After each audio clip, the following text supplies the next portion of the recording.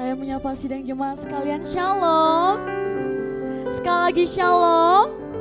Puji nama Tuhan. Mari salam kanan kirinya ucapkan Tuhan Yesus sangat baik bagi hidup kita. Dengan senyuman yang paling manis tentunya. Puji nama Tuhan. Baik, saya melihat bahwa sidang jemaat sekalian baik di lantai 2 maupun lantai 1 mengalami penyertaan Tuhan dalam minggu ini. Maka di hari ini, di pagi yang sangat cerah ini, mari kita muliakan nama Tuhan. Mari kita bersyukur dan berterima kasih kepada Tuhan atas apa yang telah Tuhan berikan kepada kita. Kita nyanyikan pujian, kemenangan terjadi di sini. Terima kasih Tuhan.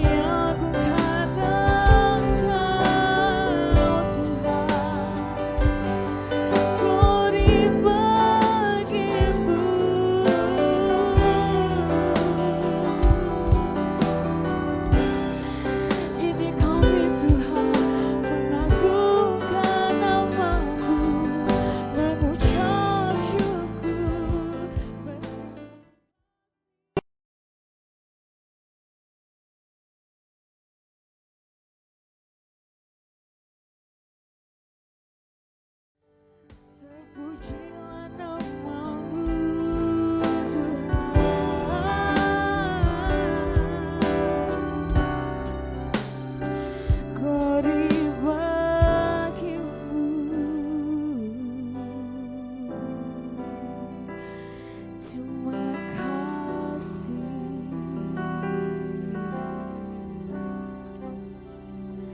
Ku yakin Kau hadir di sini. Ku rasakan kuasa yang tak terbatas. Ku yakin Kau nyata di sini. Kemenangan terjadi di sini. Kembali Ibu Gembala, diminta ke depan untuk memimpin kami dalam doa.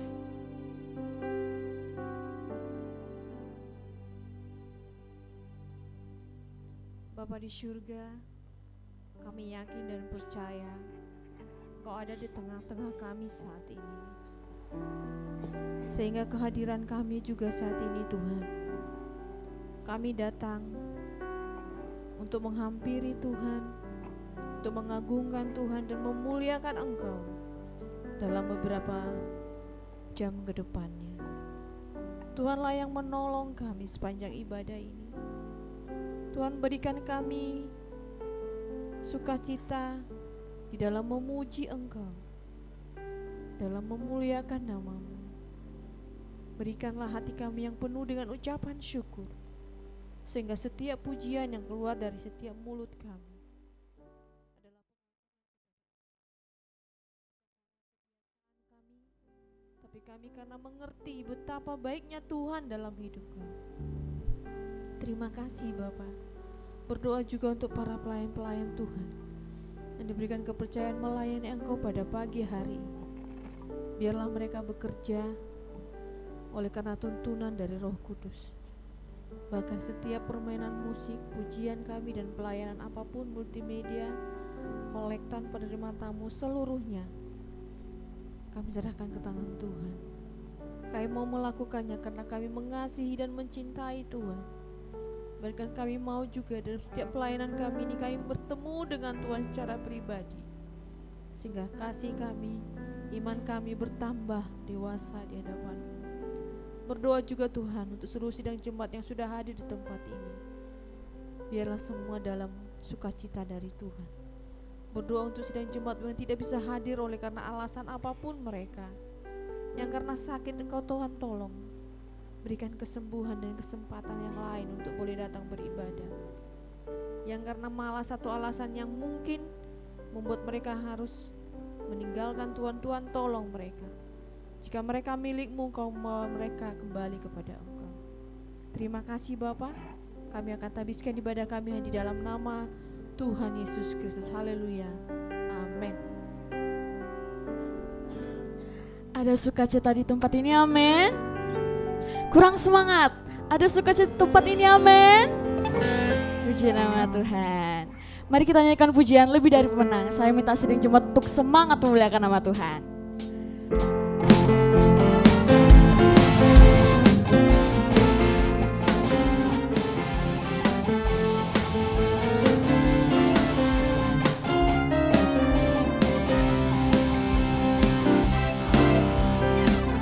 Lebih dari pemenang dalam segala perkara, iblis tak dikalahkan oleh kuasa darahnya.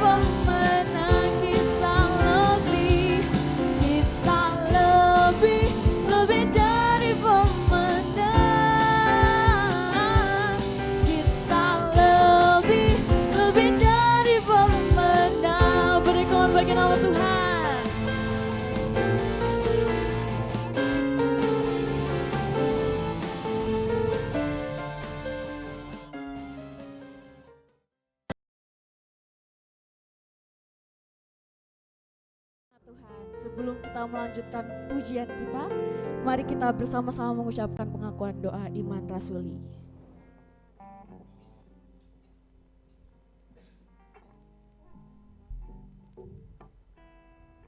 Pengakuan doa iman rasuli.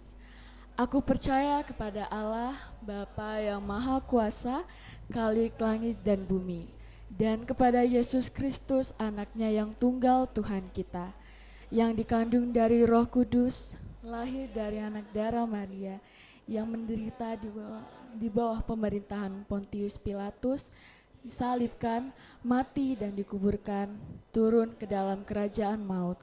Pada hari yang ketiga, bangkit pula dari antara orang mati, naik ke surga, duduk di sebelah kanan Allah, Bapa yang Maha Kuasa, dan dari sana ia akan datang untuk menghakimi orang yang hidup dan yang mati. Aku percaya kepada Roh Kudus, gereja yang kudus dan persekutuan orang kudus, pengampunan dosa, kebangkitan tubuh, dan hidup yang kekal. Amin. Puji nama Tuhan. Masih semangat untuk bangkit berdiri sidang Jumat sekalian? Puji nama Tuhan. Mari kita nyanyikan pujian Tuhanku hebat. Yang kakinya sudah mulai kelemar-kelemar bisa digerak-gerakan dulu, tidak apa-apa. Mari kita muliakan nama Tuhan.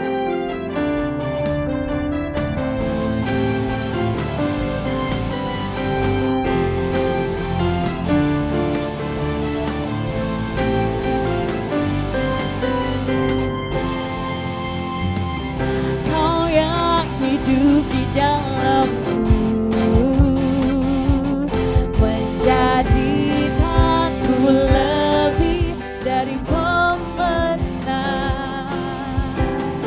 Seluruh bumi tinggikan namamu, menyatakan kebesaran dan keagunganmu.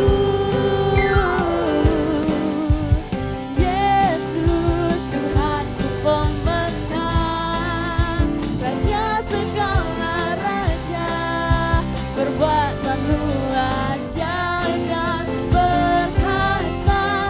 Kaulah Tuhanku yang hebat, kuasa iblis dikalahkan, surga bumi bersorak.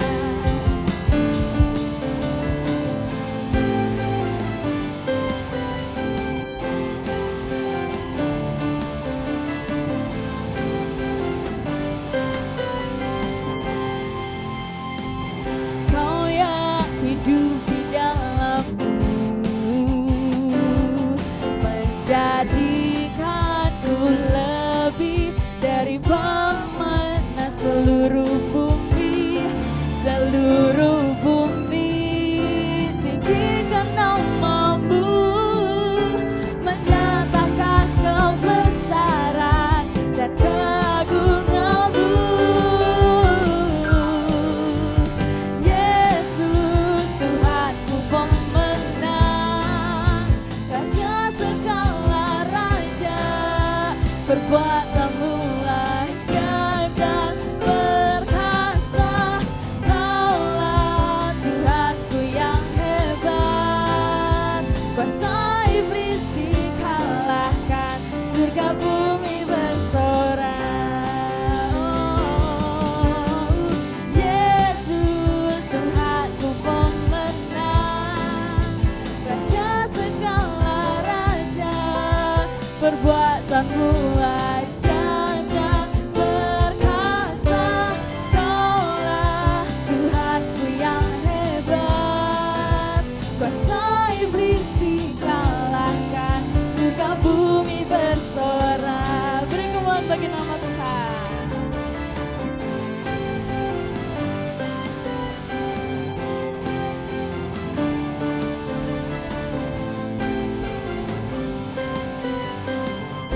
Puji nama Tuhan, silakan duduk kembali.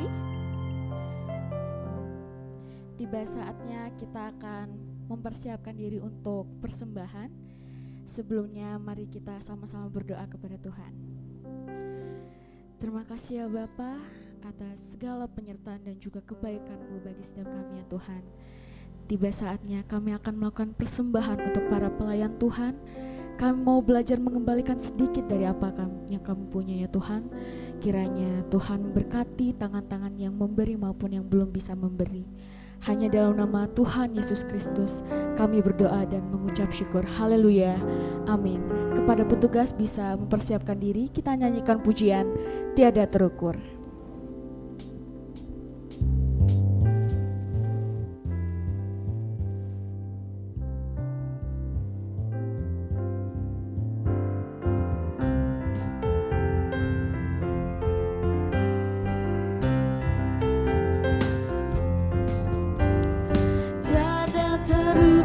Besar kasih setiamu Tuhan,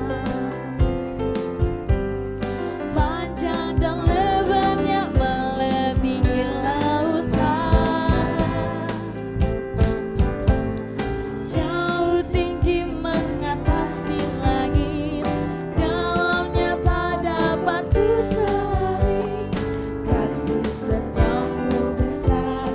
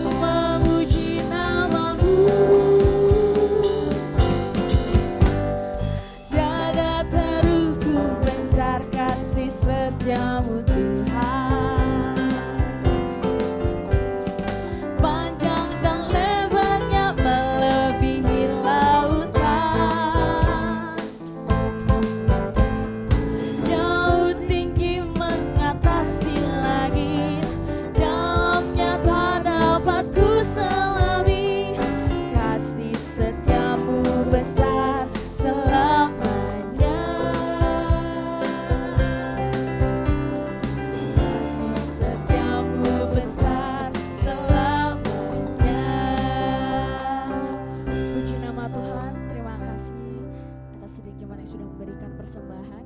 Tiba saatnya kita akan persiapkan hati dan pikiran kita untuk mendengarkan firman Tuhan. Mari kita satukan hati dan kita akan nyanyikan Kuasa-Mu terlebih besar.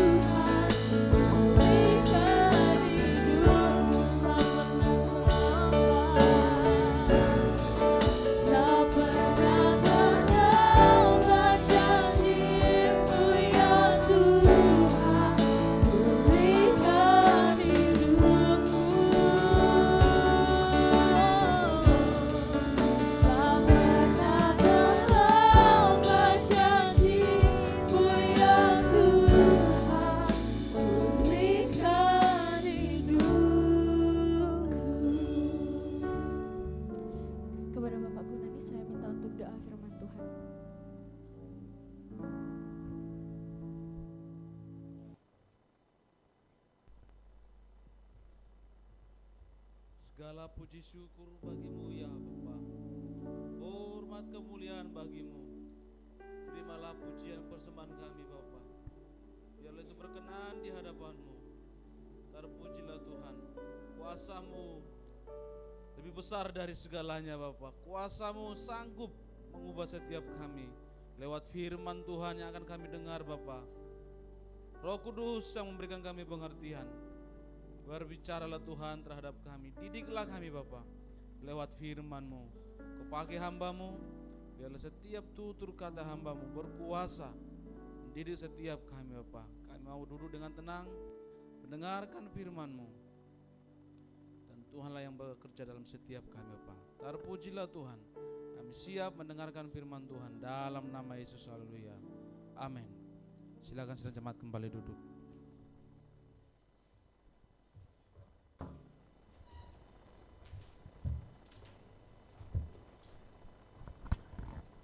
Cek.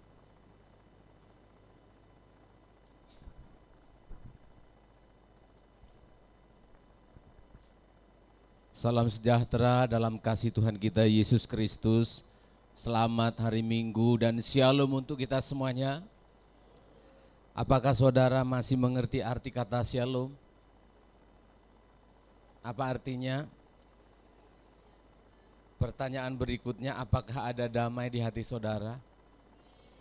Amin. Ya, memang sulit di tanggal-tanggal seperti ini adalah sesuatu yang sulit untuk diamenkan itu ya, tanggal-tanggal. Ya Maya, ya. Tapi di dalam Tuhan, sukacita kita, damai sejahtera kita bukan tergantung pada tanggal, juga tidak tergantung pada keadaan kita. Tetapi karena apa saudara? Karena kasih karunia Tuhan yang sudah menyelamatkan kita. Inilah yang disebut dengan lebih dari pemenang. Kalau orang yang menang karena senjatanya kuat, kalau orang yang menang karena uangnya banyak, itu adalah hal yang biasa. Saya tunjukkan sebuah fakta di Alkitab bahwa kita ini dipersiapkan oleh Tuhan memang bukan hanya menang sedikit, tapi menang banyak, amin. Menang banyak artinya lebih daripada orang yang biasa menang. Saya menunjukkan sebuah fakta, mengapa Daud saya sebut sebagai orang yang lebih dari kemenangan yang biasa. Ini adalah fakta-fakta yang saya tampilkan di hadapan saudara, bahwa di atas kertas itu Daud tidak mungkin menang. Daud tidak mungkin menang melawan siapa? Pak Gunadi, bukan melawan siapa? Tidak mungkin Daud bisa mengalahkan Goliat. Kalau Pak Gunadi sama saya gampang ya. Coba kita lihat, bisa ditampilkan. Kenapa? Belum dikirim ya? Oke, saya bacakan aja kalau gitu ya. Sampai ngirimnya pun lupa saudara. Oh ternyata belum saya kirim ya. Karena saudara sudah paham, si Daud dan si Goliat ini saya ringkaskan saja. Yang pertama, Daud ini statusnya hanya seorang gembala. Bukan gembala sidang. Kalau gembala sidang banyak prajuritnya ini. Ya kan? Bukan.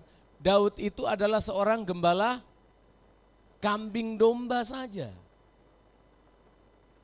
Gembala kambing domba melawan siapa Goliat? Goliat adalah seorang tentara profesional sejak kecilnya. Itu satu. Tidak mungkin Daud bisa mengalahkan Goliat. Karena dari statusnya saja sebagai gembala, kerjaannya gembala pada saat itu adalah ngangon wedus. Bawa kambing domba ke padang rumput, ngasih makan.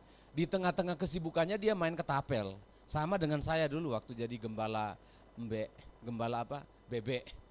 Sama saja, kita main ketapel, ya main layangan, ya sembarang, berenang-berenang, Itu aja mainannya. Nggak pernah ada main perang-perangan, nggak ada. Tapi bisa menang. Yang kedua, Goliat ini disebutkan tinggi badannya itu hampir 2,4 apa 2,7 hampir 3 meter. Kira-kira kalau Goliat melihat Daud yang hanya tingginya katakan orang Israel rata-rata 1,7 meter berhadapan dengan orang hampir 3 meter. Kira-kira gimana ngelihatnya? Apa kau? Langsung dia ditempeleng gini. Dari tinggi badan, postur sudah tidak mungkin menang. Kemudian dari sistem persenjataan waktu mereka berperang itu, berkelahi. Daud senjatanya apa? Ya yang dibawa tadi menggembala itu. Apa? Ya mungkin ada kecapinya karena dia pintar main kecapi yang 3 jari, 3 senar, 2 senar itu zaman dahulu gitu senarnya. Gending, ukulele. Zaman sekarang ini loh, ukulele yang biasa dibawa orang-orang pengamen itu loh. Cintaku, cintamu katanya. Dapat 1.000, dapat 2.000 ya kan. Lalu dia bawa ketapel itu nembak apa sih? Ketapelnya pun bukan ketapel yang zaman sekarang. Ada 2 cabangnya begitu, belum tahu orang, taunya orang pakai umban. Ya, pakai ketapel yang jenisnya diputar-putar begini, lalu dilempar begitu. Lalu apa yang terjadi kira-kira? Ketapel melawan senjatanya Goliat apa? Saudara silahkan cek nanti ya, silahkan cek itu beratnya pedangnya Goliat itu berapa kilo, silahkan cek di internet. Ya, mungkin cewek-cewek yang ini nggak bisa ngangkat itu. Pedangnya Goliat itu saking beratnya nanti disimpan di bait Allah. Artinya apa? Ketapel melawan pedang itu enggak masuk akal. Dari sisi pertahanan, Goliat itu memakai pakaian baju prajurit atau baju zirah. Atau zaman sekarang baju anti peluru. Topengnya pakai besi. Tangannya pakai tameng. Ada khusus prajurit yang mendampingi dia, bawa tombaknya, bawa lembingnya, khusus melindungi dia. Sementara Daud, pakaiannya pakaian penggembala, perlindungannya tidak ada apa-apa. Goliat dari sepatu perang, kaki, lutut, sampai seluruh badannya, sampai kepalanya, itu dipenuhi dengan alat-alat pertahanan. Jadi tidak mungkin kalah sebenarnya. Tidak mungkin kalah kalau di atas kertas dihitung secara matematika. Lalu apa lagi? Perawakannya Goliat menakutkan. Bayangkan saudara, satu negara gemetaran. Satu negara gemetaran mulai dari Raja Saul, prajurit-prajurit, jenderal-jenderalnya semua enggak ada yang berani 3 hari loh. Goliat itu bilang, siapa di sini? 1 lawan 1, maju, siapa yang paling hebat dari antara kalian, maju melawan saya. Tidak ada satupun, termasuk rajanya gemetaran. Si Daud siapa? Wajahnya saja masih kemerah-merahan kayak si Andro ini. Wajahnya kemerah-merahan.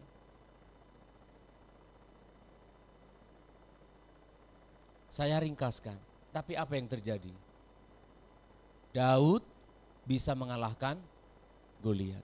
Inilah yang disebutkan dengan lebih dari orang yang menang. Inilah yang disebutkan dengan menang banyak. Inilah yang disebutkan dengan kemenangan yang tidak dimungkinkan oleh karena apa yang kita punya, apa yang kita mampu, tetapi betul-betul kemenangan yang diberikan oleh Tuhan. Pagi hari ini saya rindu berbicara tentang kemenangan ini. Karena kita ingin menutup bulan ini dengan penuh kemenangan. Amin saudara.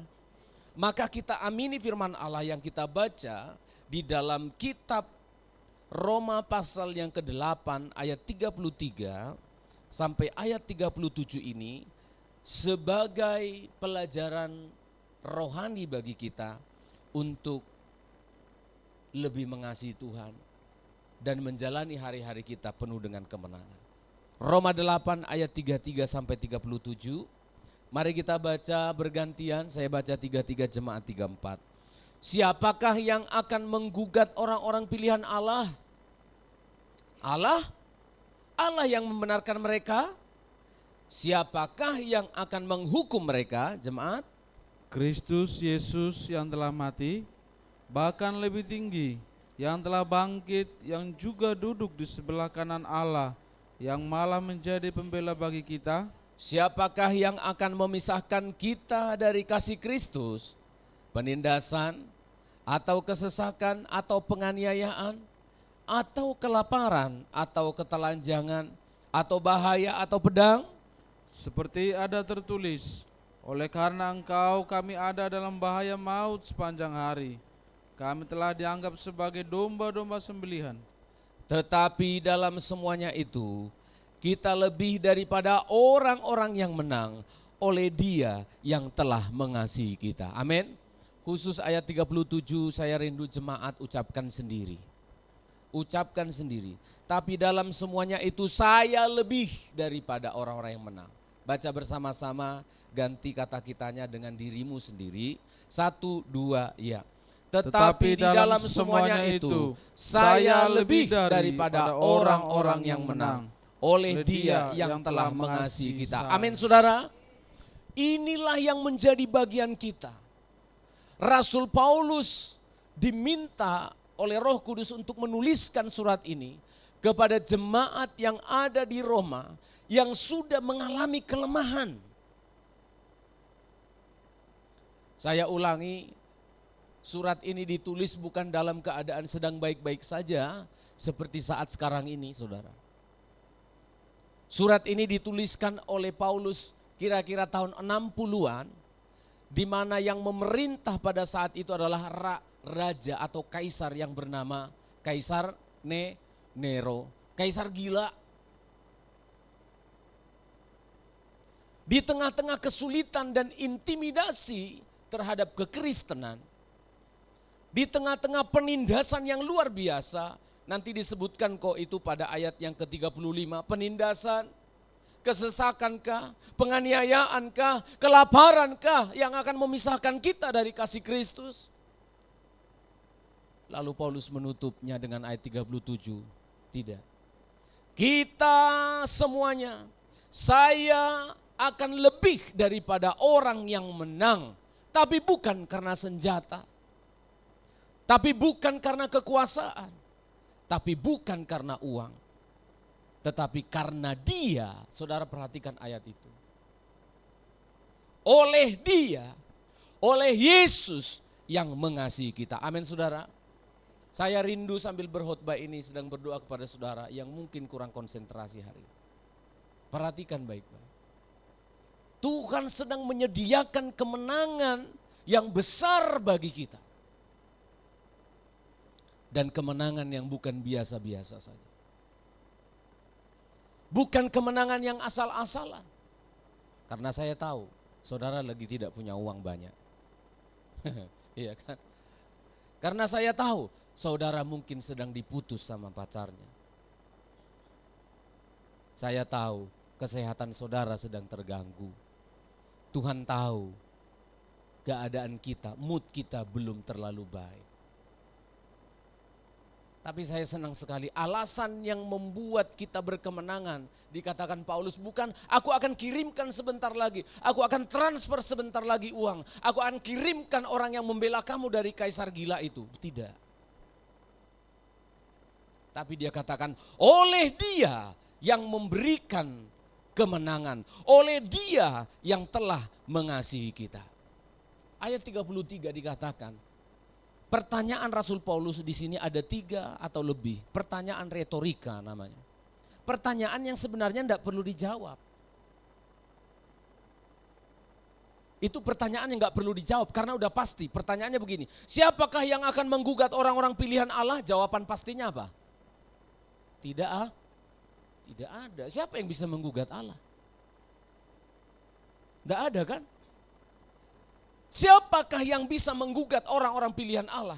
Tetapi Rasul Paulus sengaja menuliskannya, menanyakannya dalam suratnya, nggak perlu dijawab. Karena nggak mungkin juga surat ini dijawab oleh orang Roma. Karena ngirimnya saja sudah beberapa minggu, beberapa bulan. Nggak kayak sekarang, kita type sekarang, belum selesai kita enter udah sampai di sana kadang-kadang. Kita WA, begitu kita kirim langsung dibaca. Tidak perlu. Tapi Rasul Paulus mengatakan hal ini karena apa? Karena memang kita manusia yang hidup di dunia ini. Orang-orang Kristen yang ada di dunia ini yang sedang berjalan menjalani bulan Mei memasuki bulan Juni ini. Memang kita semua akan ada yang menggugat. Akan ada yang mendakwa. Walaupun sebenarnya tidak mungkin, tetapi fakta harus kita alami.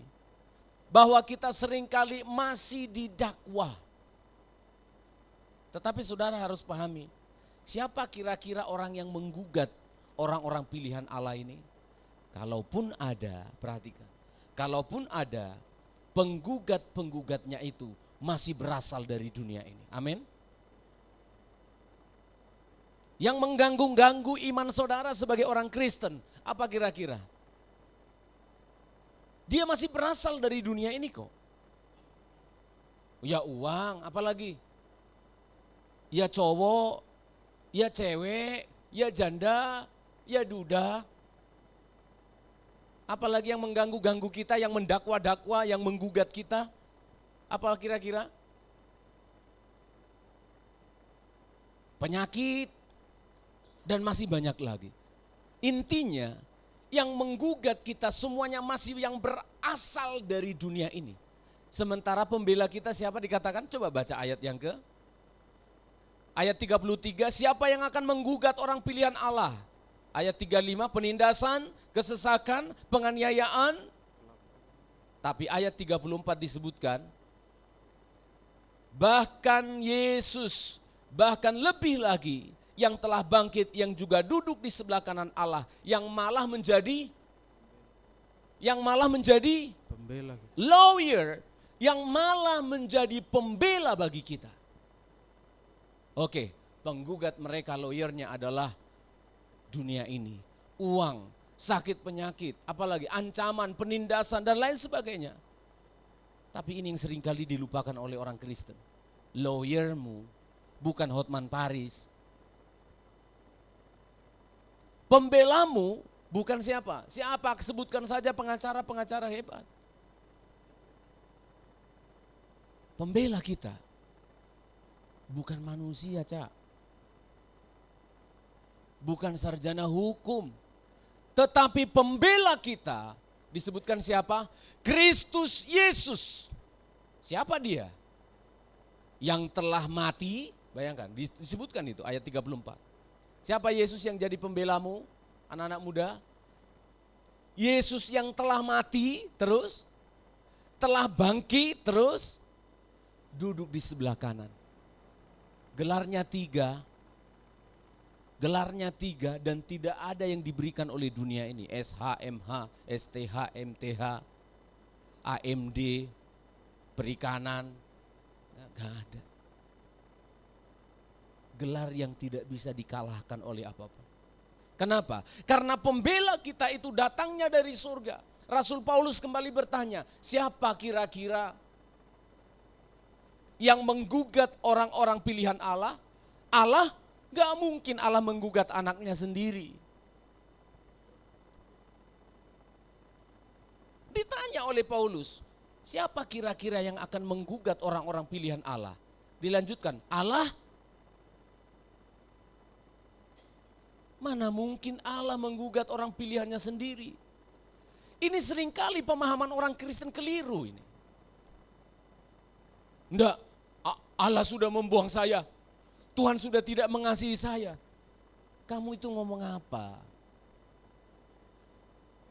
Allah itu tidak pernah menggugat orang-orang pilihannya, saya ulang. Kita sendirilah yang seringkali merasa tertuduh.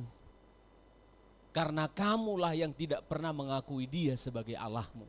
Makanya kamu merasa tertuduh, digugat, didakwa oleh Tuhan. Ini sering terjadi.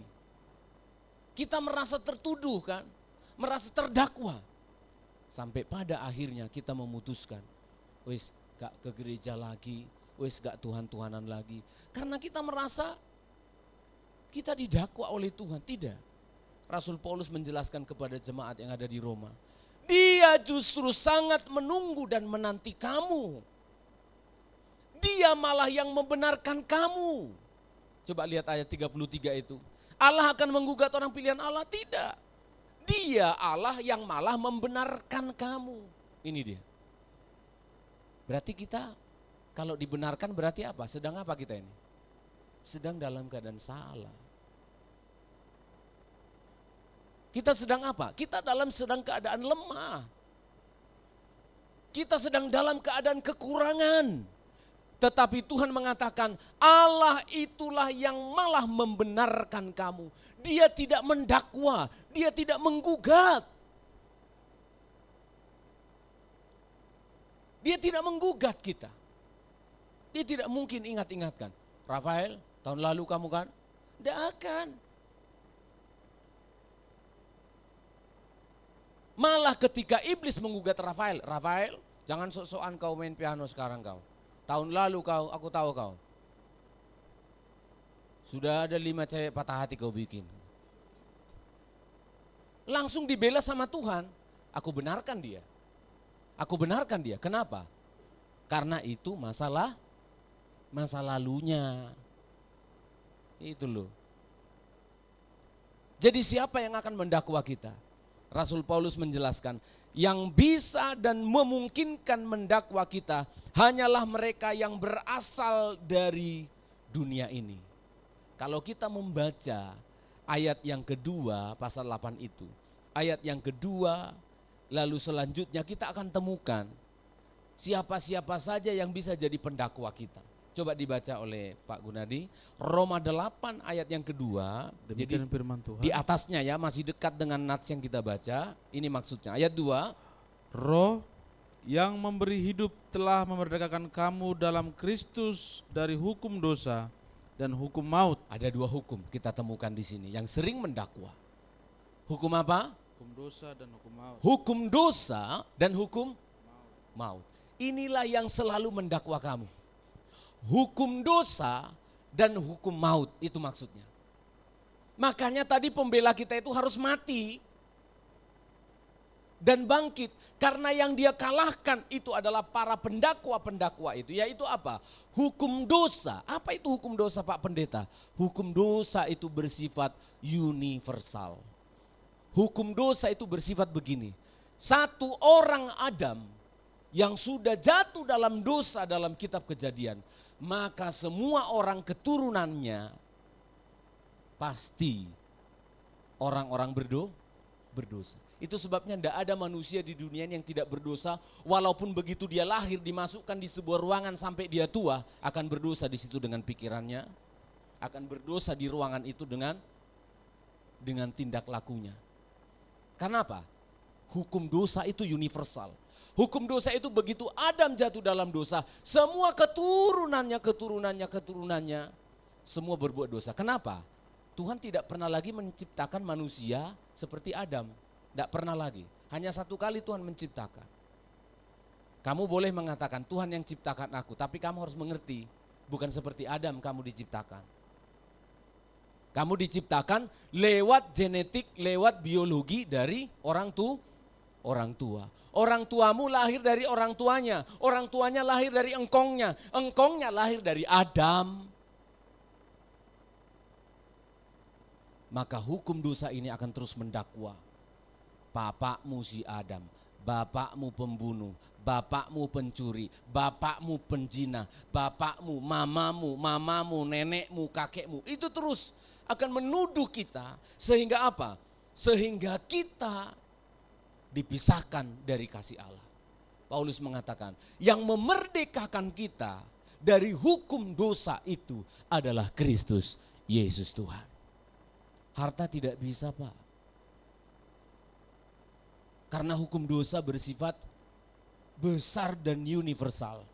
Tidak ada yang bisa memotong dosa itu, saya ulangi. Tidak ada yang bisa mengkat, tidak ada yang bisa mengamputasi dosa itu. Contohnya impus, jarum impus diimpus ke tubuh kita, supaya air impus tidak masuk ke tubuh kita, bisa kita amput. Input bisa kita amput. Imputasi bisa kita amputasi, bisa. Tapi dosa yang sudah diinput turun dari Adam itu secara biologis, turun dalam tubuh kita, itu tidak bisa diputus oleh apapun. Paham? Tidak bisa diputuskan oleh apapun. Aku mau memperbaiki generasi karena nenek moyangku generasi maling, maka aku mau menikah contohnya dengan orang Cina supaya aku kaya, anak-anakku nanti putih. Ingin memutuskan kehitaman katanya. Betul kan? Ada yang gitu ya. Kita semua keturunan keriting. Nah, anak kita muncullah keinginan, aku mau memutuskan kekeritingan ini. Iya. Akhirnya dia memutuskan, aku akan menikah dengan orang Batak. Karena orang Batak rambutnya lurus. Mungkin bisa, tapi itu pun kemungkinannya pun 50%. 50% anakmu itu nanti bisa ikut keritingmu juga. 50% ikut keriting mamanya, bisa juga begitu. Tapi dosa tidak bisa diputus. Dosa tidak bisa dihentikan. Inilah yang selalu mendakwa kita dan mengejar kita. Dosa ini yang terus akan mendakwa, dosa ini akan terus menuduh kita. Padahal dosamu itu dulu 5 tahun lalunya kan. Dosa kita itu padahal kapan? 2 tahun yang lalu kan. Tapi akan terus diingatkan dalam pikiran kita. Dosa itu mengintimidasi, menekan jiwa kita. Itu sebabnya banyak orang bunuh diri karena apa? Ditekan jiwanya. Aku enggak berguna. Aku enggak ada manfaatnya lagi. Aku ini orang yang gagal. Aku ini sudah tidak bisa bangkit lagi. Rasul Paulus dengan cepat mengirimkan surat ini. Tidak. Siapakah yang bisa menggugat orang-orang pilihan Allah?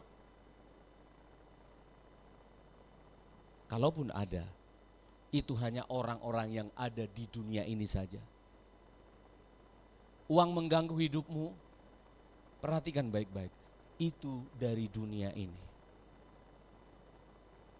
Kesulitan mengganggu hidupmu, itu masih dari dunia ini. Ini yang sering kita lupakan. Pembela kita itu adalah datangnya dari surga. Ayat 34. Ayat yang ke-34. Mari kita baca dengan tegas.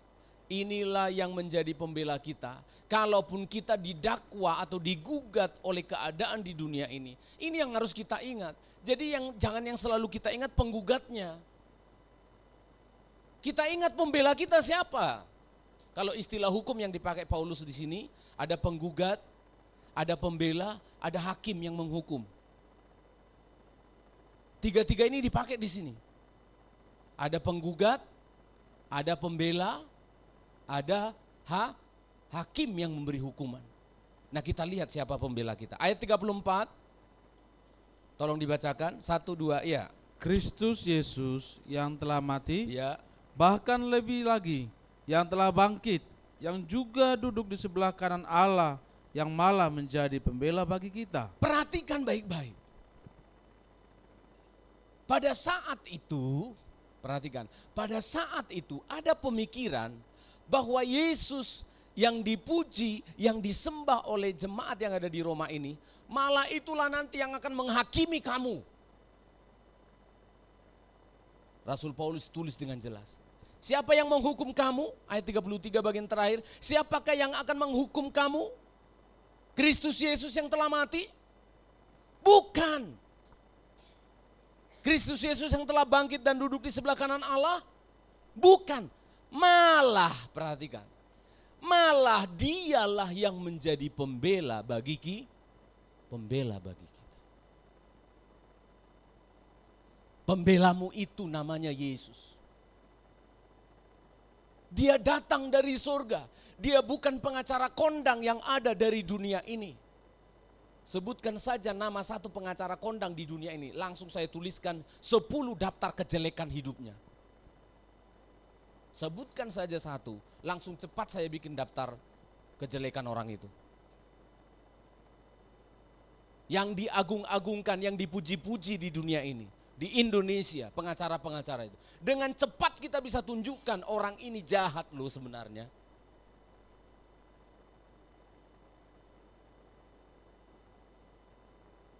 Tetapi pembela kita adalah Dia yang sudah bisa mengalahkan kematian. Dia yang sudah bangkit dan naik ke surga. Vonis yang tertinggi di dunia ini apa, saudara? Vonis yang tertinggi, gugatan yang tertinggi di dunia ini apa?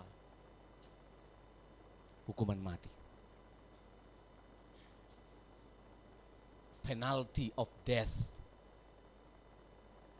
Di sana ada sarjana hukum, betul ya Mbak Christine ya? Hukuman mati, tidak ada lagi. Sekian tahun, seumur hidup, hukuman mati.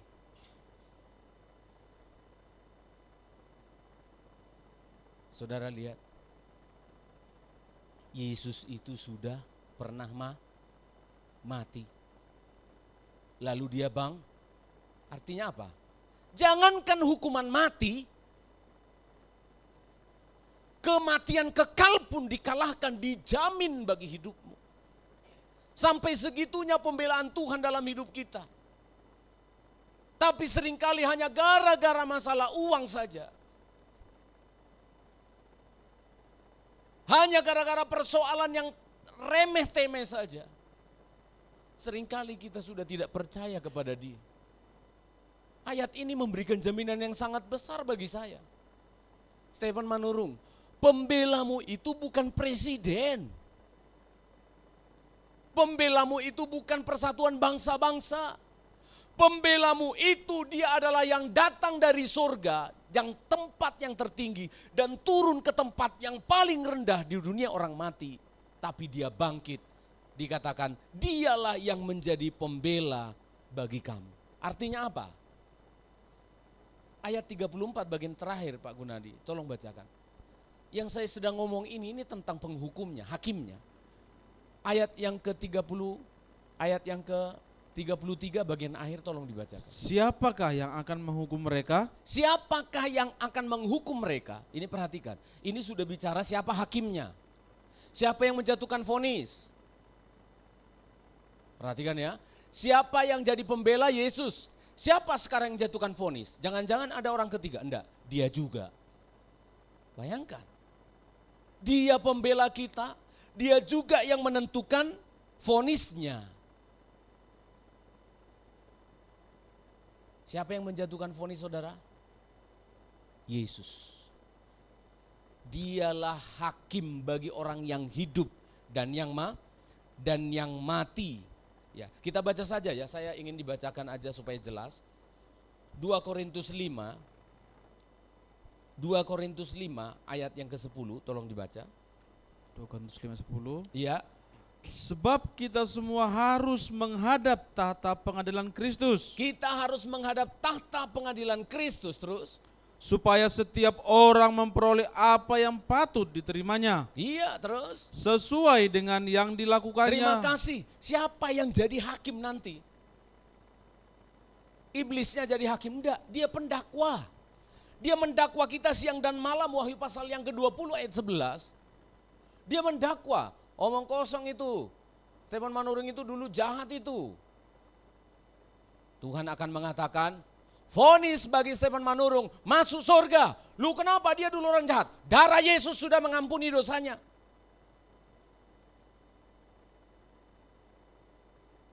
Dia yang akan menghakimi orang yang hidup maupun orang yang mati. Tapi sayang sekali, di dunia ini masih banyak manusia menyembah dan mengagungkan orang yang sudah mati tapi enggak bangkit-bangkit. Aneh jo.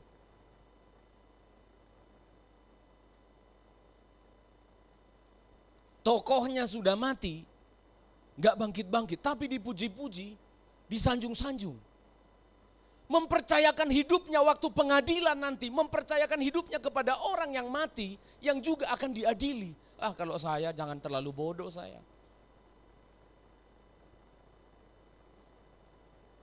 Karena dialah yang akan menjadi hakim, yang akan mengadili baik orang yang hidup dan yang mati. Saudara perhatikan, malahan dialah yang menjadi pembela, dialah yang akan menghakimi kita. Jadi yang menentukan saudara masuk surga atau tidak masuk surga, itu ditentukan oleh pribadi ini, yaitu Yesus Kristus. Makanya saya katakan, percayakanlah hidupmu kepada Tuhan. Saya ulangi, jangankan dia akan membela dan menolong perkara-perkara yang jasmani, hidup kekal saja sudah dijamin untuk engkau.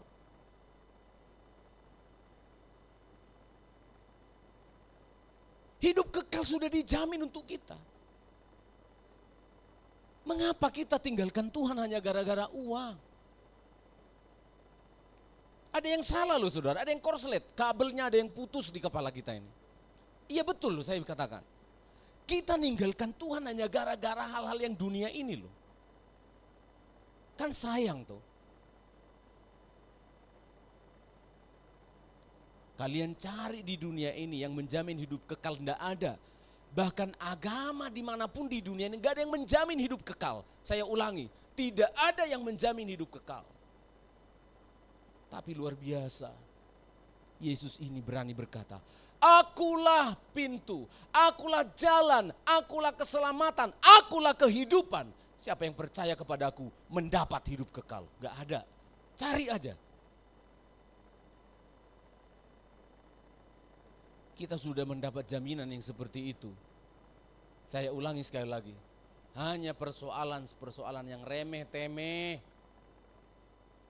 Seringkali kita meninggalkan Tuhan. Maka itulah yang menjadi pendakwa bagi kita. Kita didakwa terus oleh keadaan. Kita didakwa terus oleh kondisi kita. Saya ingin berbicara sedikit lagi mengenai pendakwa-pendakwa, isi tuntutan. Perhatikan, sekarang saya masuk kalau dalam persidangan itu ada materi persidangan, ada tuntutannya. Berarti sudah jadi terdakwa. Sudah masuk materi namanya. Sudah menjadi terdakwa. Maka apakah isi dari tuntutan-tuntutan itu? Kita coba membaca ayat 35. Ayat 35, inilah yang sering kita alami dan ini yang sering kali menuntut hidup kita. Mari jemaat ikut baca bersama-sama Roma 8 ayat yang ke-35 itu. Mari kita baca, 1, 2, ya. Siapakah yang akan memisahkan kita dari kasih Kristus? Ya, terus. Penindasan atau kesesakan atau penganiayaan atau kelaparan atau ketelanjangan atau bahaya atau pedang? Terus, sebab seperti ada tertulis, oleh karena engkau kami ada dalam bahaya maut sepanjang hari. Kami telah dianggap sebagai domba-domba sembelihan. Tetapi dalam semuanya itu kita lebih daripada orang-orang yang menang. ya, Oleh Dia yang telah mengasihi kita. inilah isi tuntutannya. Jadi ketika dibacakan dakwaannya kepada jemaat di Roma, maka isinya kira-kira seperti ini. Yang membuat mereka ini harus terpisah dari kasih Kristus. Nah lihat, siapa yang akan memisahkan kita dari kasih Kristus? Pendakwanya mengatakan yang membuat orang-orang di Roma, yang membuat orang-orang disedati harus terpisah dari Kristus, harus masuk neraka. 1, penindasan. 2, kesesakan. 3, penganiayaan. 4, kelaparan. 5. Ketelanjangan. 6. Bahaya. 7. Pedang sempur. Ini tuntutan. Bukan hanya satu bukti, bukan hanya 2 bukti yang engkau bisa pakai untuk meninggalkan Tuhan.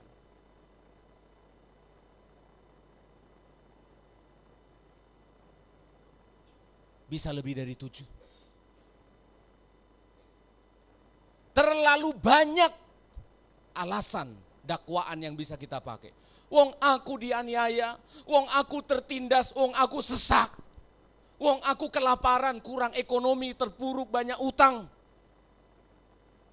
Dan kamu bisa menambahkan lagi daftar ini. Dan kamu berkata, ya, aku akan terpisah dari Kristus. Jemaat, perhatikan baik-baik.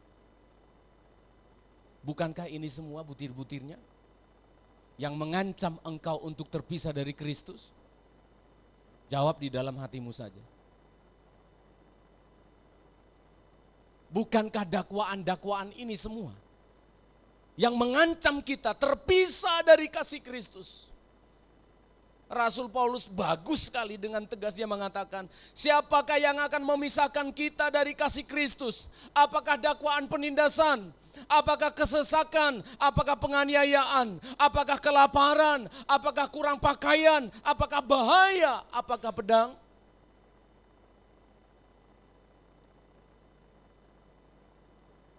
Jemaat dan saya bisa mengatakan, silakan saudara pilih. Pak, di situ saya punya 2. Pak, di sana ada 3. Pak, saya ada 4. Pak, saya lebih dari itu. Silakan, kita catat. Supaya kita paham. Inilah yang seringkali mendakwa dan ingin membawa kita lepas dari kasih Kristus. Tapi hati saya bersuka cita, jangan lupakan nats itu. Ayat yang ke-35, mari baca pertanyaan ini baik-baik. Saya akan tunjukkan rahasia dari kebenaran firman ini. Ayat 35, jemaat sama-sama baca. 1, 2 ya. Siapakah yang akan memisahkan kita dari kasih Kristus? Mungkin saudara tidak terlalu paham ayat ini, tapi saya buatkan satu contoh. Mari jemaat yang dari jauh ini, jauh sekali, ya dari luar kota. Lalu kemudian Rafael saja, sini, Rafael. Oke, yang Kristusnya, abang aja. Ya kamu bang, lupa marga apa kamu, Manurung. Gultom, sini di tengah. Kristus di tengah. Kristus di tengah ya.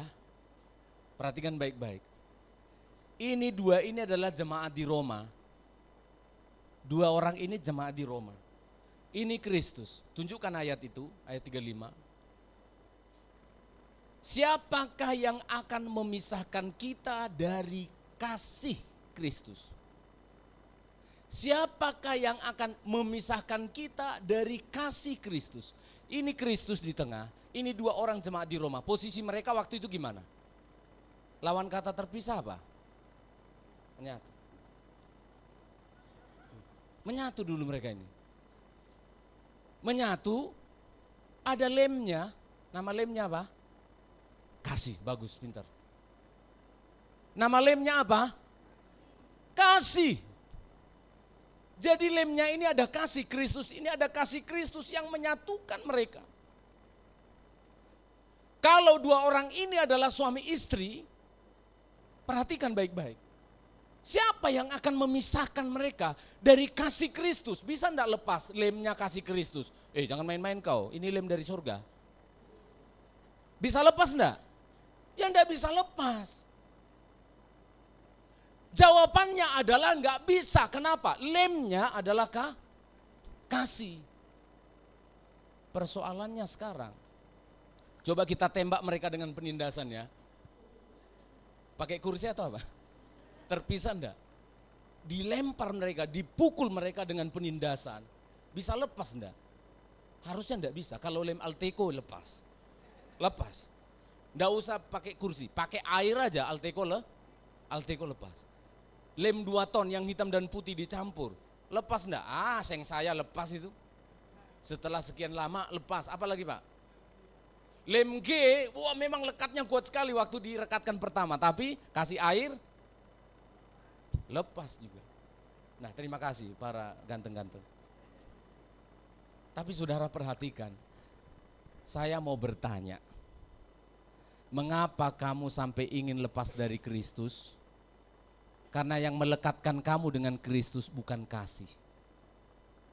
Oke?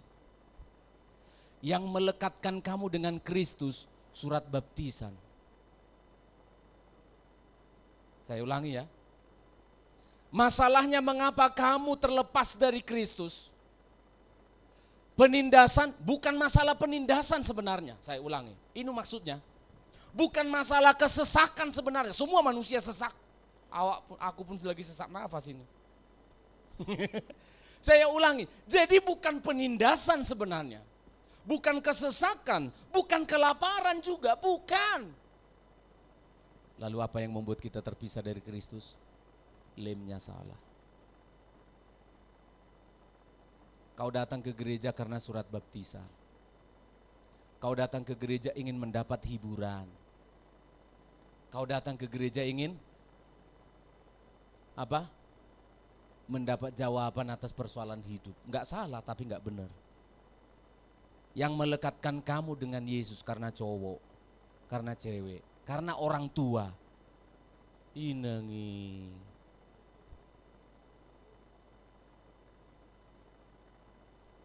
Sayang kan? Jangankan penindasan.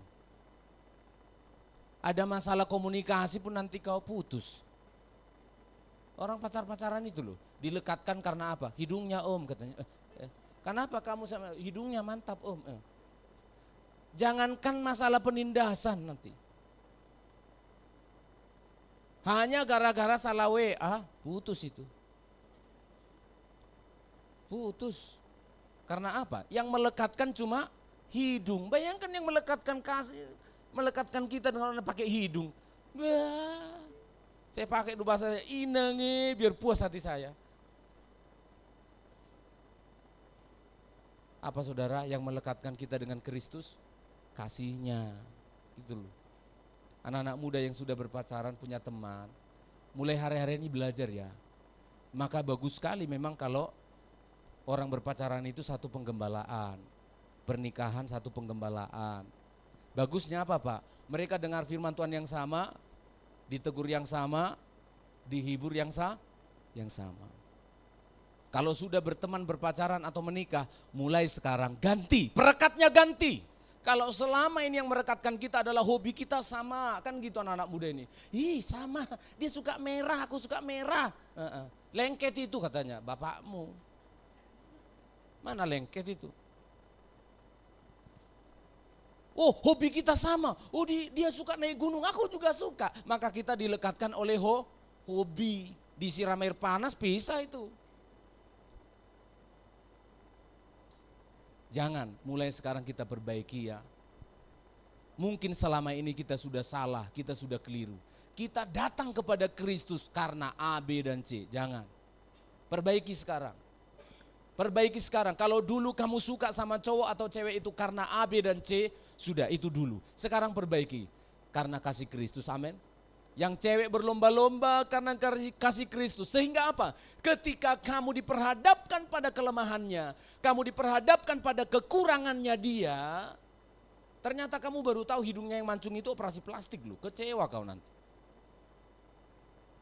Ketika kita menemukan kelemahannya atau ketika kita berdua ditindas, ketika pelayanan kita dapat gangguan, maka tidak ada, kata Paulus, siapa yang bisa memisahkan kita dari kasih Kristus? Jadi 7 dakwaan tadi, semua batal demi hukum, amin. Yesus bilang batal. Tidak ada yang bisa memisahkan jemaat Roma dengan Kristus. Kenapa? Yang merekatkan mereka lebih besar dari penindasan, lebih hebat dari penganiayaan, lebih hebat dari ekonomi. Enggak, jalan terus. Yang sudah berkeluarga yang ada di Roma, jalan terus ikut Yesus. Yang mencari nafkah di kota Roma dalam keadaan kesulitan karena Kaisar Nero mempersulit profesi dan kenaikan karir orang-orang Kristen waktu itu. Jalan terus. Hidup harus berjalan terus. Yang paling penting adalah jangan sampai kita terpisah dari Kristus. Itu sebabnya kalau ada masalah, jangan malah tinggalkan ibadah. Ada yang keliru di jemaat ini. Tunggulah om, tunggu nanti pikiran saya tenang baru saya datang ke gereja. Tambah gak tenang kau. Karena pendakwa-pendakwa datang di kamarmu nanti. Datang ke gereja. Boleh kalau ada suami istri, saya ingatkan suami istri. Emang Pak Pendeta dengan Ibu Pendeta gak pernah ada masalah. Lu manusia kok bisa gak ada masalah gimana? Tapi sepakat, dua-dua sepakat. Ayo kita dengar firman Tuhan, itu nanti jadi jawaban. Itu yang benar. Nah gitu, jangan. Kau sana sendiri. Percuma kau, melayani, gak ada gunamu. Kau aja yang pergi. Loh. Dua-dua datang. Ayo kita, diam-diaman gak apa-apa satu hari ini.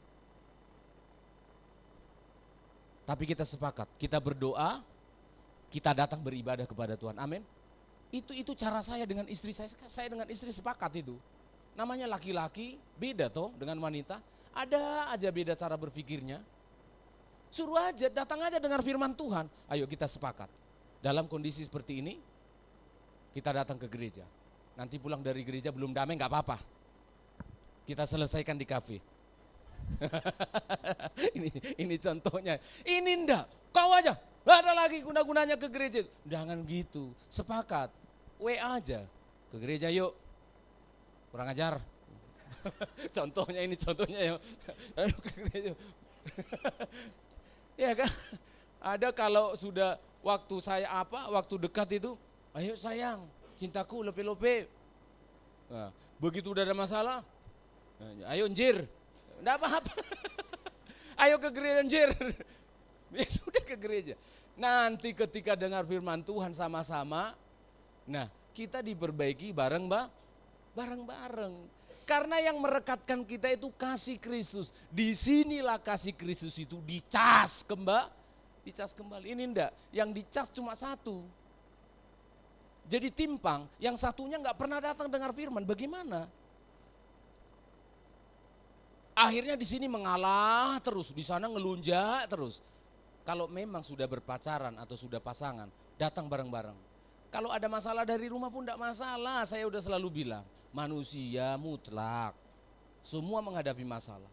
Yang tidak boleh dilupakan adalah jangan tinggalkan kasih Kristus. Nanti kasih itu akan menemukan jalannya. Amin. Ayo anak-anak muda, pernah enggak dengar kalimat itu? Cinta akan menemukan jalannya. Loh betul gak sih? Iya, sungguhan itu betul itu. Cinta akan menemukan jalannya. Kadangkala bisa lewat peliharaan. Kadangkala bisa lewat senggolan. Kadangkala bisa lewat macam-macam. Tapi yang tidak boleh dilupakan, jangan pernah tinggalkan Tuhan. Tuhan memberkati kita semuanya. Kita nyanyikan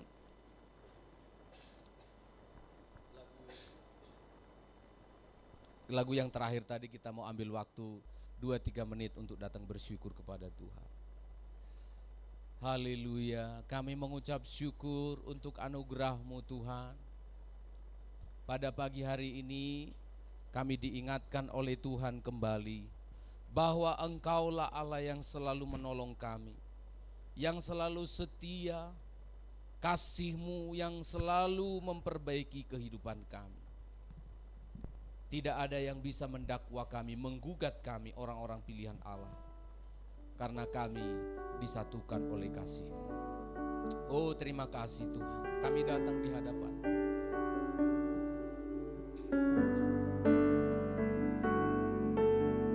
Hanya Kau Tuhan, hanya Kau Tuhan penolongku yang selalu setia, yang selalu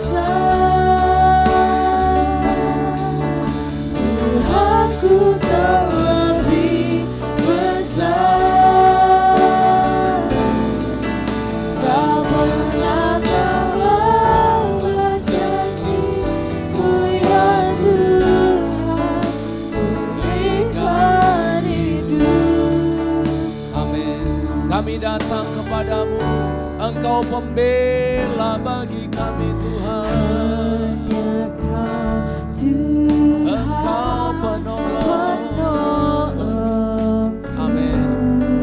Engkau setia bagi kami Tuhan.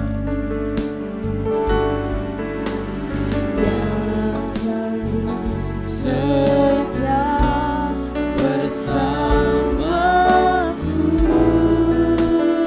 Oh, kasih-Mu Tuhan, kasih-Mu yang sanggup mengubah kehidupanku. Kami percaya Tuhan.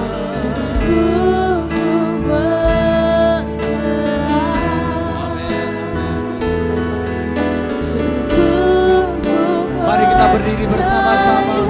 Kuasa-Mu terlebih. Amin.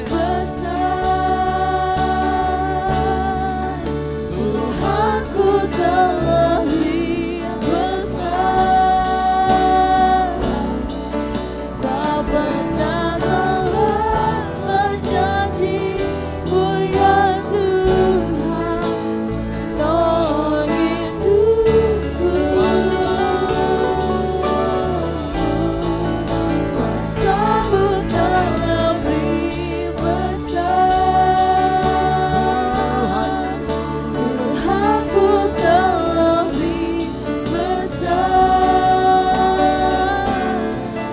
tak pernah terlambat janji-Mu ya Tuhan, pulihkan hidupku. Jemaat Tuhan, ada berapa poin saat ini yang sedang menekan, mendakwa hidupmu? Apakah penganiayaan? Apakah kesesakan? Apakah kekurangan? Apakah ekonomi yang dalam keadaan sulit? Apakah sesak karena sakit penyakit? Apakah sesak karena keadaan keluarga? Apakah engkau didakwa dengan maut, bahaya? Engkau sudah mendengar sendiri firman Tuhan.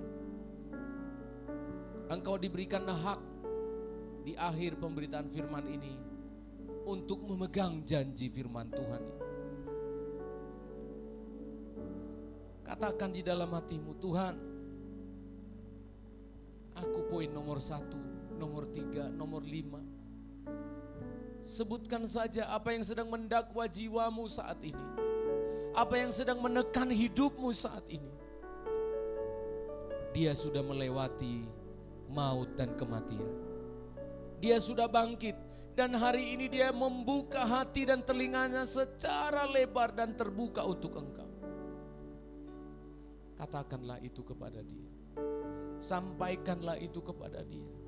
Katakan kepada dia di akhir keluhanmu. Tidak ada yang mungkin bisa memisahkan aku dengan engkau ya Yesus. Aku tidak akan pernah meninggalkan engkau ya Tuhan. Karena kasih-Mu 5 tahun, 2 tahun yang lalu telah melekatkan hidupku dengan engkau. Jika ada kasih Tuhan yang sudah mulai redup, engkau rasa kasih-Mu sudah tidak seperti dulu lagi. Engkau suka datang ke gereja, engkau suka cita kalau hari Minggu, engkau senang bersekutu dengan anak-anak Tuhan. Minta kasih dari Tuhan melimpah kembali di dalam hatimu. Hari ini adalah hari yang paling tepat untuk memperbaiki hidup kita. Kuasa-Mu terlebih besar, Tuhanku terlebih besar. Haleluya. Tak pernah terlambat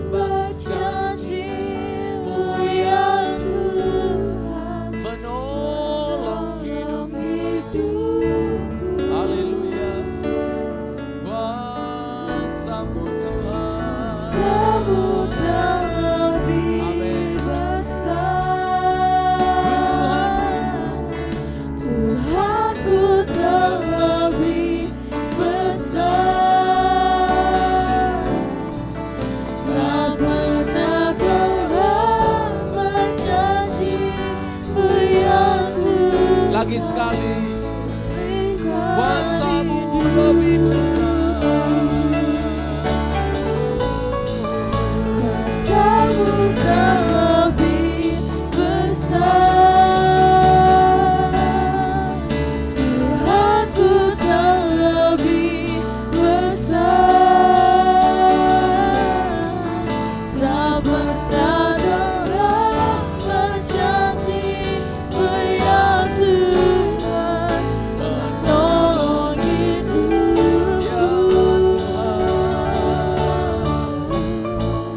Kuasa-Mu kan lebih besar.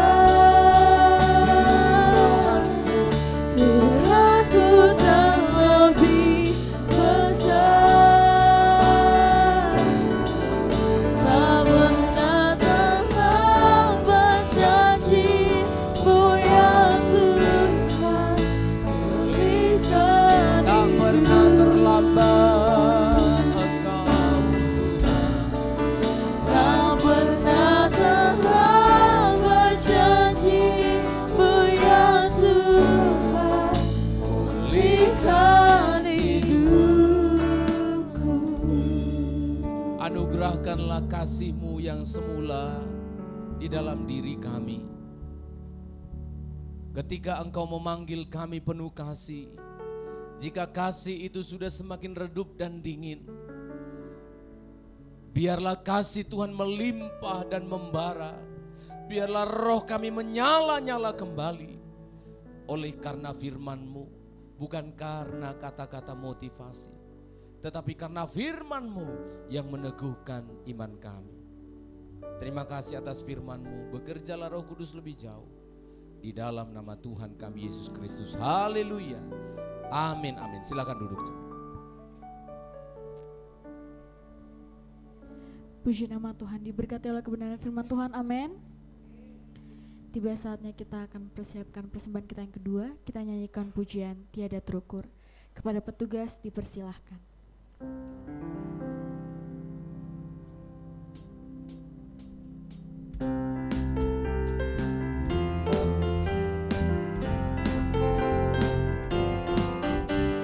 Tiada terukur besar kasih setiamu Tuhan, panjang dan lebarnya melebihi lautan, jauh tinggi mengatasi langit, dalamnya tak dapat ku sebi. Kasih setiamu besar selamanya, kasih setiamu besar selamanya. Hatiku bersyukur, jiwaku memuji, mulutku pun bersorak memuji Engkau. Yesus, ajaib perbuatanmu, besar anugerahmu, takkan berhenti ku memuji namamu. Tiada terukur besar kasih setiamu Tuhan, panjang dan lebarnya melebihi lautan, jauh tinggi mengatasi langit, dalamnya tak dapat ku selami. Kasih setiamu besar selamanya, kasih setiamu besar selamanya. Puji nama Tuhan. Tiba saatnya kita akan mendengarkan pengumuman.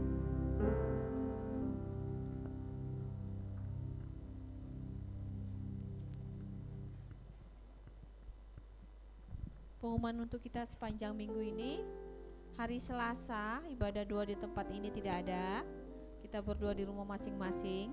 Karena hari Kamis kita ada ibadah di tempat ini jam 9 pagi, ibadah kenaikan ya. Jadi itu hari libur. Hari libur itu libur maksudnya datang ke gereja, bukan libur Anda berlibur, enggak, habis gereja dulu baru Anda berlibur, silakan. Tapi itu memang libur, lihat aja kalender itu hari kenaikan Yesus. Jadi kita beribadah dulu nge, adik-adik juga ya, beribadah dulu baru liburan. Nah itu memang disiapkan untuk kita oleh negara kita juga, oleh seluruh dunia. Itu adalah hari kenaikan, kita ibadah dulu jam 9 pagi ya. Jadi bukan jam 8, jam 9. Kemudian hari Sabtu nanti akan diumumkan ada kegiatan youth apa saja, nanti diinfokan di grup. Kemudian kita beribadah lagi pada hari Minggu. Hari Minggu adalah minggu pertama ya. Itu kita sudah tanggal 1 Juni, kita akan beribadah di tempat ini jam 8 pagi. Kemudian ibadah umumnya jam 8, jam 10 ibadah sekolah minggu. Dan ada perjamuan suci pada hari Minggu tanggal 1 Juni mendatang. Itu saja yang bisa kami sampaikan untuk kita semua. Jika ada informasi lain kita akan infokan di grup kita, di grup gereja. Terima kasih, Tuhan berkati.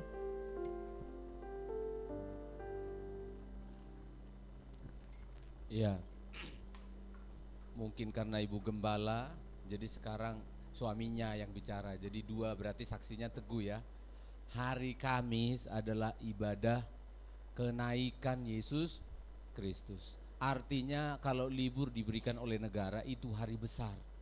Jangan kita kecilkan. Jadi kita pakai libur seperti libur hari raya, libur orang lain, kita yang libur. Kita tidak boleh libur. Kita pakai itu justru untuk hari besar kita beribadah kepada Tuhan. Jadi ajak keluarganya, ajak teman-teman, beritahu mereka supaya mereka datang beribadah. Puji Tuhan. Kita akan berdoa bersama-sama. Kita bersyukur untuk jemaat yang sudah dipulihkan oleh Tuhan dari sakit. Namun kita berdoa juga untuk jemaat yang dalam keadaan kurang sehat, khususnya oma-oma ya, yang memang ya begitulah sehatnya orang tua. Dibilang sehat ya udah ngilu-ngilu ya. Jadi kita tidak boleh berdoa hilangkan ngilunya Tuhan, karena sudah lanjut usia, sudah ya lemah. Jangan bilang aku pengen kuat lagi seperti bapak itu, tidak bisa. Ya, doakan supaya kita diberikan sukacita menjalani umur usia ya, walaupun kurang sehat tapi penuh sukacita. Kita doakan untuk anak Clarissa untuk ujian praktek besok supaya dapat medali emas atau enggak ada medali nih ya, supaya lulus saja bagus ya. Ya kita doakan. Juga kita doakan untuk Ita dalam pemulihannya Ita ya, supaya Tuhan tolong kesehatannya dipulihkan oleh Tuhan. Ada lagi yang lain? Ya semuanya sudah ditolong Tuhan. Ya mungkin ada yang lain? Tidak ada? Pokok doa yang lain? Tidak ada ya? Rafael ada? Rencana daftar SMA ya, puji Tuhan. Kita doakan ya. Mari kita berdoa bersama-sama. Bapa di surga, Engkau baik dan selalu mendengar doa kami. Hari ini kami bersyukur karena Tuhan menganugerahkan kami pada hari Kamis nanti beribadah bersama-sama merayakan kenaikan Yesus Kristus ke surga, menyediakan tempat bagi kami. Kami sungguh bersyukur. Semua pelayan-pelayan Tuhan yang disiapkan, firman Tuhan yang disiapkan, biarlah kami sambut itu dengan sukacita. Berkati jemaat-Mu supaya memberikan perhatian yang cukup dengan keadaan kesehatan yang baik, agar kami bisa merayakan kenaikan-Mu ke surga dengan penuh sukacita. Tuhan memberkati dan menolong untuk anak-anak kami yang mempersiapkan diri memasuki ujian praktek besok. Clarissa, berikan Tuhan hikmat kepada anak kami ini supaya dia bisa menyelesaikan studinya dengan baik. Juga Rafael yang sudah mempersiapkan diri untuk mencari dan menetapkan di mana dia akan sekolah SMA. Berikan hikmat, berikan kemampuan kepadanya dan juga kepada orang tua untuk mencari yang paling tepat, dan Tuhan sediakan SMA yang terbaik untuk Rafael untuk memuliakan Engkau. Kami percayakan anak-anak kami dalam tangan-Mu, mereka biji mata-Mu Tuhan. Terima kasih Engkau mendengar doa kami. Anak-anak kami yang sudah selesai ujian, anak-anak kami juga yang sedang mempersiapkan diri untuk memasuki sekolahnya yang baru, dimanapun mereka berada. Tuhan tolong jemaat-Mu yang mencari pekerjaan atau sedang bekerja, Tuhan juga campur tangan untuk pekerjaan mereka. Kami berdoa untuk anak kami Ita yang dalam keadaan sakit atau lemah dalam proses pemulihan. Kiranya Tuhan berkemurahan menjamah dan memulihkan sakit penyakitnya. Tuhan buka jalan untuk segala rencana-rencananya ke depan. Apapun yang sedang dipikirkan bersama dengan keluarga, Tuhan campur tangan. Engkau mengasihi keluarga ini. Keluarga ini belajar untuk mengenal Tuhan. Maka kami percayakan hidup mereka kepadamu ya Allah. Mulai dari Oma Ari sampai semua keluarganya yang lain, sampai cucu-cucunya yang juga digembalakan di tempat ini. Engkau menolong Tuhan, Engkau buka jalan. Para pendakwa-pendakwa, kuasa-kuasa kegelapan dipatahkan, dihancurkan dalam nama Yesus. Sakit penyakit disembuhkan oleh Tuhan. Berkemurahan Tuhan. Tuhan tolong juga Kak Murni yang dalam kegiatan pada hari ini, berikan hikmat, berikan kesehatan untuk kembali bersama-sama melayani Tuhan. Pelayanan kami di tempat ini, di gereja maupun di panti, Tuhan campur tangan. Dua pelayanan ini Tuhan, kami sungguh merasa tidak mampu, tapi Tuhanlah yang memampukan kami. Mampukanlah kami oleh karena Roh-Mu ya Tuhan. Terima kasih Bapa. Juga kami berdoa untuk umat-Mu yang tidak hadir pada hari ini oleh karena rintangan halangan. Bukalah jalan di waktu-waktu mendatang untuk bersama-sama beribadah memuliakan Tuhan. Terpujilah nama Tuhan karena Engkau baik bagi kami. Mari kita jemaat Tuhan berdiri bersama-sama. Kami mengucap syukur dan berterima kasih atas pertolongan-Mu Tuhan. Dan hari ini kami bersyukur juga karena Engkau selalu mengajarkan kami berdoa demikian. Bapa kami yang di surga, dikuduskanlah nama-Mu, datanglah kerajaan-Mu, jadilah kehendak-Mu di bumi seperti di surga. Berikanlah kami pada hari ini makanan kami yang secukupnya, dan ampunilah kami akan kesalahan kami, seperti kami juga mengampuni orang yang bersalah kepada kami. Dan janganlah membawa kami ke dalam pencobaan, lepaskanlah kami daripada yang jahat, karena Engkau yang punya kerajaan dan kuasa dan kemuliaan sampai selama-lamanya. Jemaat yang dikasihi oleh Tuhan, arahkanlah hatimu, terimalah berkat dari Tuhan. Kasih karunia dan damai sejahtera dari Allah pencipta langit dan bumi, di dalam Bapa, Kristus Yesus dan Roh-Nya yang kudus. Dialah yang menyertai engkau di sepanjang jalanmu. Dialah yang memberkati engkau jika engkau menghadapi kesulitan, tantangan dan rintangan hidup. Kasih-Nya cukup untuk menolong dan memberikan engkau jalan keluar. Bawalah berkat ini bersama-sama dengan engkau. Di dalam nama Tuhan Yesus Kristus kami bersyukur dan sudah terima berkat Tuhan. Bapa, terima kasih.